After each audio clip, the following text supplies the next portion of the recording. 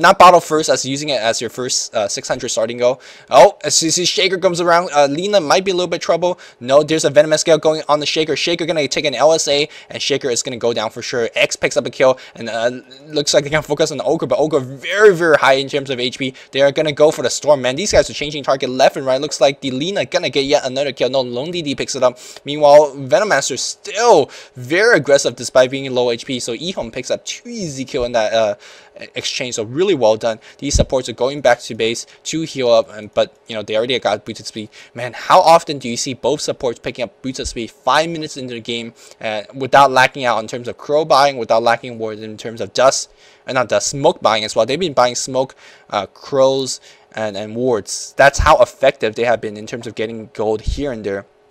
And because they're so effective, that is going to give the Lone Druid a little bit of a farming room at the bot lane. The tower did go down to the Scourge team, but it was denied by the Lone Druid. So really well done by EHome. EHome looking extremely solid so far. 5 and 2 in their advantage. And Zoe, let's check out his farm. He's only got 8 and 6. That is not going to cut it. 8 creep kills in 6 minutes.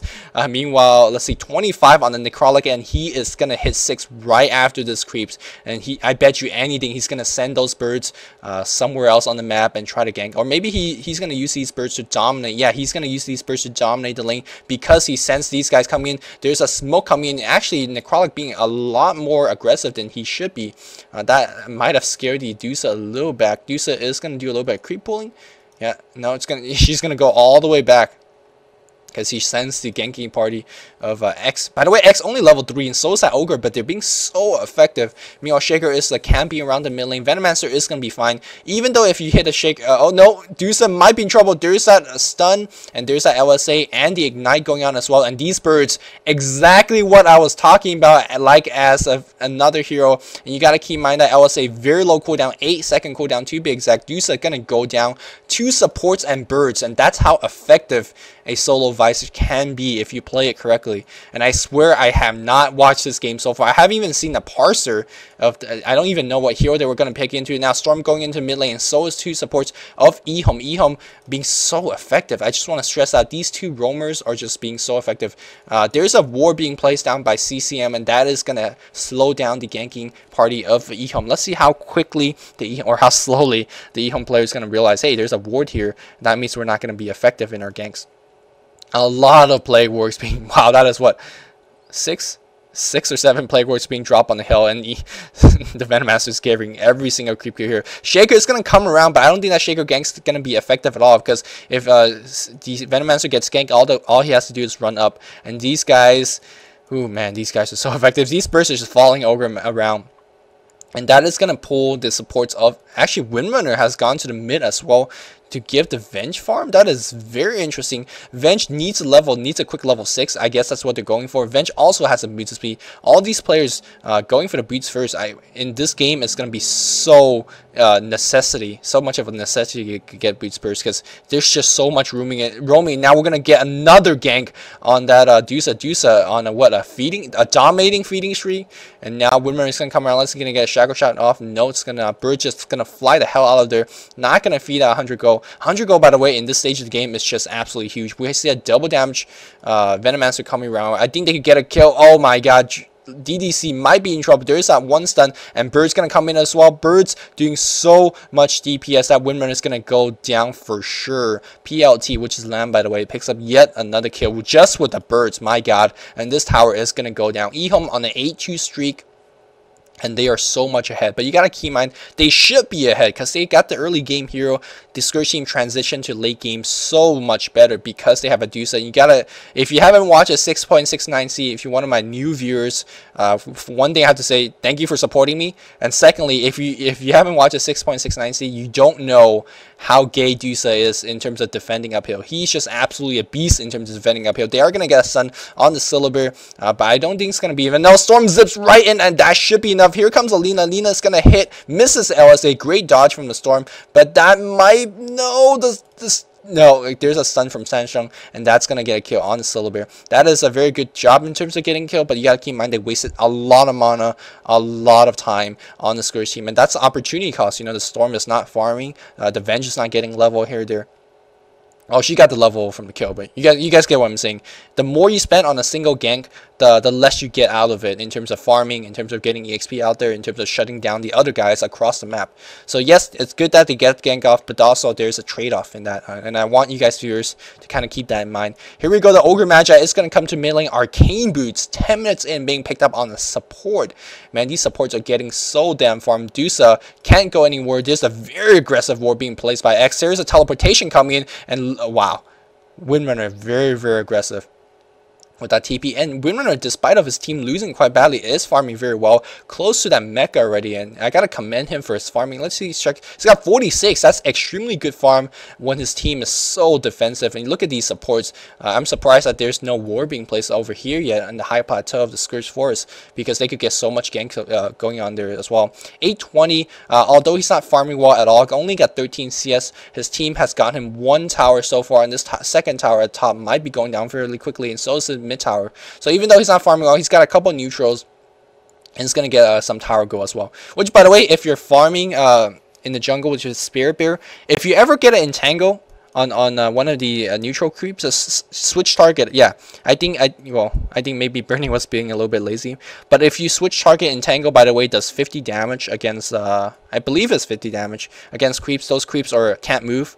If you move your bear away, it will slowly do damage to them and kill them over time, and you can switch target to the next guy. Meanwhile, Venge stuns a melee creep. That's sexy right there.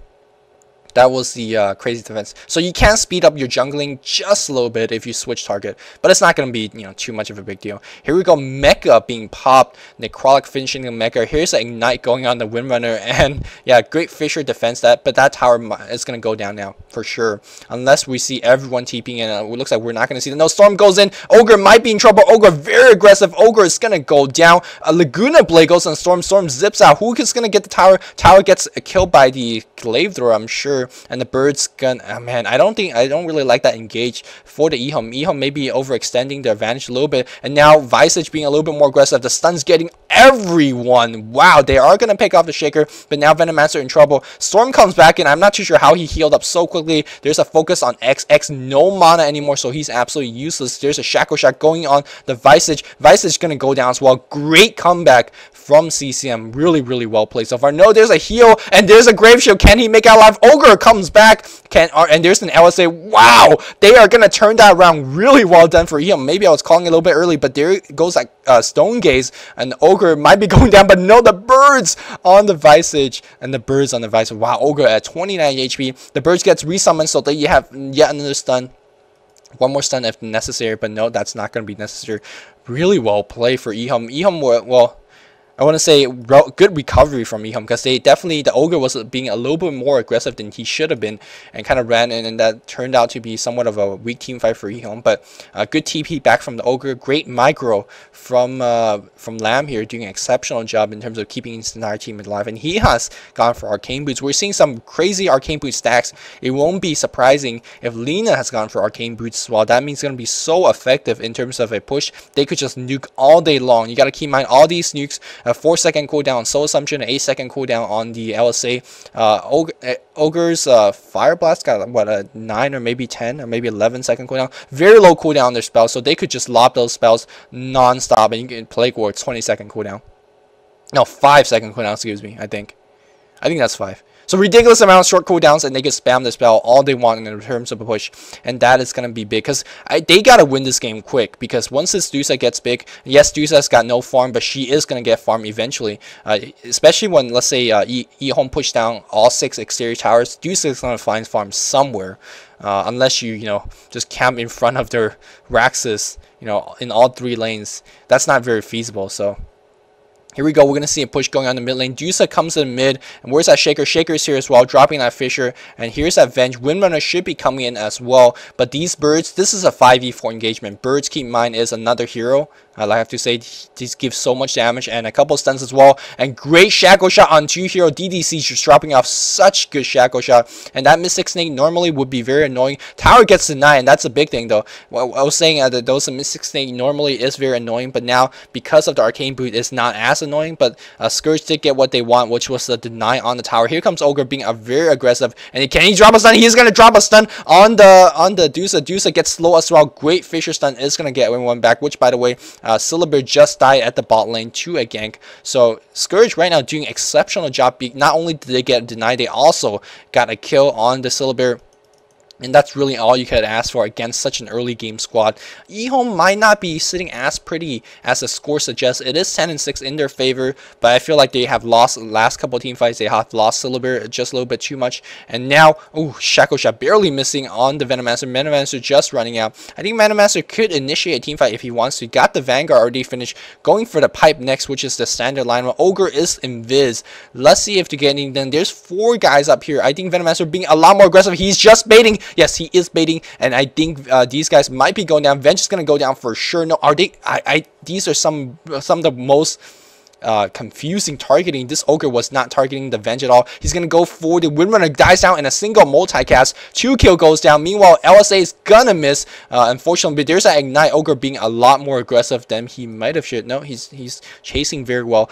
Very high action game so far. 15 minutes in, 12-6 in favor of EHome. EHome, maybe they heard what I was saying. They're like, fuck that Luminous guy. Gonna win a team fight right now, and they're gonna transition into a push. Meanwhile, on the bot lane here, Syllabir still duking out with that Storm. Storm keeping tabs on that Syllabir, and I think that's you always need to keep tabs on the Syllabir. And what's EHome needs to be careful right now is that they gotta be aware that the Storm can TP in any moment and then just turn the mid fight around. Now it looks like they're gonna just give up a tower. In exchange, they're gonna try to get a kill on the Syllabir because we have 1 person teleporting in. That is the Venge. They are gonna lose the tower. Lamb picks up yet another tower. Syllabir very healthy in terms of HP, 1500, and actually Storm out of HP already, and now Syllabir is going to get a lot of farm under his tower. He is going to have a very easy time to last hit them because he has a bear. And bear, let me see how much he's farming. Now we're going to see a chasing engagement at the Roshan area. I think the Sentinel would have the advantage here. Simply, again, they have more units. They just have the birds, and birds give them sight as well because they're flying units. And here we go. Stormstray is zipping around just wasting mana because he's got the regen rune. It looks like they're going to go back for the Storms, for the Lone Druid. Lone Druid is going to hit 11 soon. Oh, here we go. Gank goes on the Lone Druid. Teleportation comes in, and immediate teleportation gets cancelled. What was that about? Are we going to see a swap? No swap. And because there's a fight going on in the mid lane here, Windrunner is going to go down for sure. LSA going to hit, and then Windrunner goes down. Again, Arcane Boots just refill. That's 3 Arcane Boots so far. Wow. 3 arcane boots. Each one heals about 165, I believe, or was it 175? Gem being picked up. Man, this is traditional Chinese item set.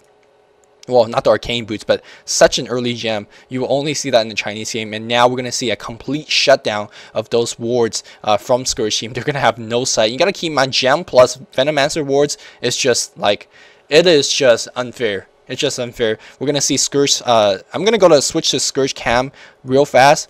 And sooner or later, this ward is going to be the only ward left for the Scourge team. We have yet another gank going on the Dusa at the top lane. Dusa is slowed down. He is going to use his Stone Gaze, but these birds doing the necessary amount of stuns. And wow, the nukes. The range on the nukes. Man,